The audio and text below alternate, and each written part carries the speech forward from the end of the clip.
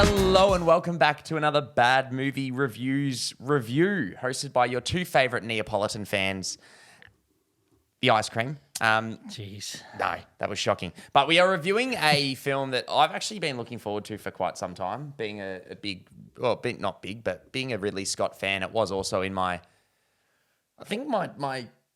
most anticipated for the year at some level. I can't remember where it was, but it is none other than obviously Ridley Scott's Napoleon. Now, if you don't know who Napoleon is, you probably should stop living under a rock. You probably won't be old enough to watch the film or watch this review. So that's where I stand on that. But the film is basically essentially about the rise and fall of none other than Napoleon Bonaparte, who obviously is probably the most famously known French emperor of his time. Yep. Or of any time for that matter. But yeah, without further ado, there's probably not much to chat about plot-wise. I'll leave it as that because, I mean, historically, spoil it's history. well. Funnily enough, you can probably spoil this film because historically, it's not very accurate. But Yeah, there was some interesting parts in it. That's for but sure. look, to be fair, Ridley Scott has been questioned about that over the past couple of weeks, and he's basically just said, if you want something historically accurate, go watch the History Channel. I'm trying to make an entertaining film, and I respect it. So I respect the extra balls. points, So extra points. I mean, and he's not wrong. Whether, to be honest, he's obviously trying to make the most entertaining piece of art he can. Yeah. So whether he changes things up but yeah, without further, I'd love to know what you think of the film because I've got a lot to discuss. Man. Well, not a lot, but maybe I feel like you should start then. But look, for me, this was like 80% a fantastic film and 20% I was a bit like, what the fuck? What's going on here? The sequences of I guess events when it came to all the war and all the conquering, I thought it was beautifully acted, beautifully laid out. The man is a tactical genius, of course, and beautifully acted too by was it Joaquin. Yep. I was going to get him sacked because I was going to butcher that.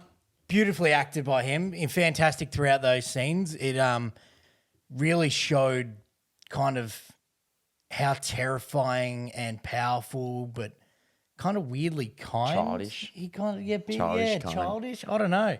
I don't know if he was like that because I don't know enough about Napoleon per se to his character. He was very well known to be very cheekily.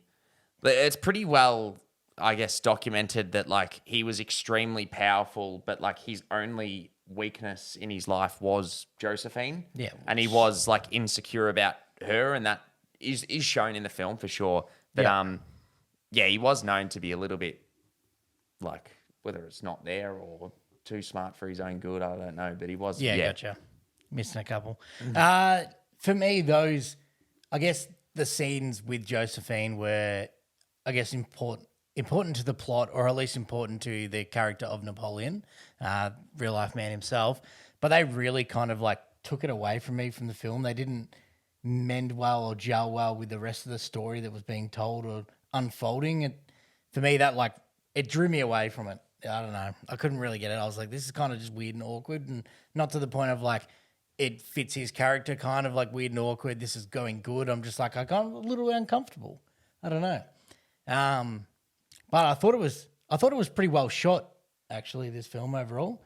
Behind the camera, there were some very nice sequences and some nice both landscape and portrait-based shots of both Napoleon and the greater battle scenes and everything that went unfolded there.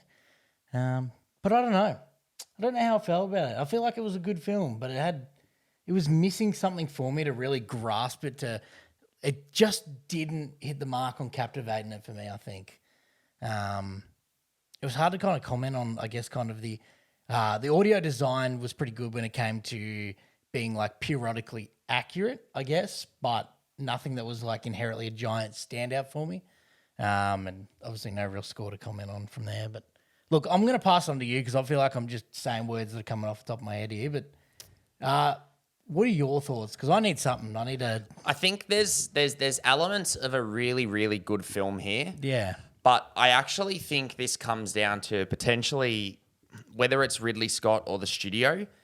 I actually think its shortcomings come from there. To chat about my pros of the film, I did think, funnily enough, what you said, I actually thought the best part of the film, I'll chat on obviously the action sequences and the scale of the film itself, but I actually thought the best part of the film was Vanessa Kirby's portrayal of Josephine. I thought she was actually the best part of the film in terms of performance.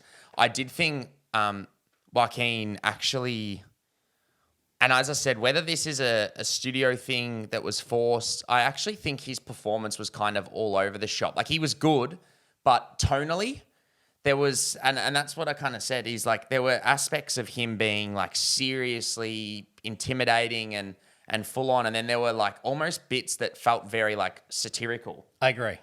Which I don't know if it was specifically his performance or the fact that there's a second film here. I know it's been talked about that there is actually like Ridley Scott's original cut's supposed to be 4 hours long.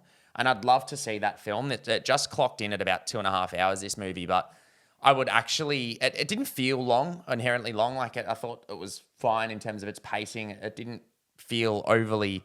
I thought the opposite, actually. I felt like it dragged on. Towards the end, it did for a little bit, for like 15, 20 minutes. But what I'm saying is I'd love to see the 4-hour cut, because I feel like I feel like the original film is either supposed to be like a genuine, like a bit of a comedy, which would make a lot more sense with how this film actually unfolded. And not like a full-on blast comedy, but like a little bit satirical, and obviously like taking the mickey out of that situation, and obviously the character, which would make a lot more sense. And I would love to see that cut and see how that holds up. But yeah, no, I really loved Vanessa Kirby in this film, who most people probably know her from the last couple Mission Impossible films. She is also very heavily linked to play Sue Storm in MCU's Fantastic Four, which I think would be a great casting. But everyone else, apart from like the main two, were like, they were there. I didn't think it was overly like extremely well acted, where I'm like, this supporting actor deserves, some recognition. Yeah, but I did think he was good, but I just think whether it was his performance or Ridley's editing, well, not Ridley editing, but like the decisions they made on the cutting room floor, I really, it kind of felt a bit jarring. Yeah. Because as I said, like very serious one scene, and then it's satirical, like he's sitting under a diner table being like, I want, and it's like, whether he's like that, I'm not too sure. Yeah, no one, I mean, the reality is no one who was there at the time is alive. So it's like, go fuck yourself. But that's probably how Ridley Scott sees it, kind of things. But other than that, like, I thought the real standouts, obviously, of the film, which, to be honest, are no surprise, is obviously the choreographed action and the action scene, where like the battles, whether it be the Waterloo battle, which obviously is towards the end of the picture. It's very well shot, very well choreographed, which you're gonna expect with Ridley, being that he obviously even most recently directed The Last Duel, which we both loved, directing Gladiator, all these films previously that have had extremely well shot action. But other than that, like obviously the production design, the scale of the film was baffling. Like it is a seriously good looking movie, and really holds up. Like, really is a testament to all the work that has been put into the scenes for this. But yeah, I don't know. It kind of like, as you said, and I fully agree with you, I felt like 80% of this was really good, but then it just felt like the film they put together, it just feels like there is something missing. And I feel like that might be fixed with a 4-hour cut. Even though it obviously is longer, you might find that it actually feels shorter, because it actually coherently is put together between it all, rather than, and what makes it feel long is there are those jarring scenes where it's like this happens, then this happens, and it's all serious, and then there's this jarring comedic moment, and you might find it cohesively all fits together. So I would love to see that. But no, look, I think it's definitely worth a watch if you're wanting something historically accurate. We did touch on that. It isn't really, like, there are certain sequences that obviously are, and it does, like any historical or true event film, it does touch on a little bit with the text at the end, which I always love. I always feel like that draws me in a little bit. But But no, like it did just naturally feel like something's missing, and I'm a little bit disappointed because I really did want to love it. I was all in for the first like 30, 40 minutes. I was like really interested. I actually love the introduction of this film. Yeah, like I really loved the first like 45 minutes, an hour. But I just feel like certain characters and things, whether it be they get like the wrap up or a little bit more development in terms of that extra cut. I really would love to see it. It was the same with Kingdom of Heaven, another Ridley Scott film where Don't think I saw the that one. theatrical cut, it's like 2004 it came out. The theatrical cut wasn't great. But if you ask anyone, the director's cut is like a fantastic movie. So it's weird because that original film wasn't great at all that came out in cinemas. And then the director's cut, everyone's like, this is one of the best medieval films to Interesting. come out. So shows the power of editing, doesn't it? well, it shows the power of the director's vision. I mean, the end of the day, and it makes sense, the studio are going to sit there and go, we want to have the best possible film in the shortest possible time. Yeah. Purely for financial reasons. If the film came out and it was 4 hours long, you'd have it showing at the cinemas 3 times a day, 4 times a day. Yeah. Especially a film like this. It's not like Avatar where even if it's 4 times a day, like 4 hours, you can show it in every cinema because it's going to sell out. Like this naturally isn't. But having a 2.5 hour long film, what inherently happens is obviously there's going to be more showing. So it makes sense financially. But look, I know there's talks of the director's cut coming out and whether that hits 4K Blu-ray. I'd love to watch it because I think it does look brilliant. There are some really good pieces of the film, as I said, like Josephine's portrayal by Vanessa and Joaquin. I thought he was great.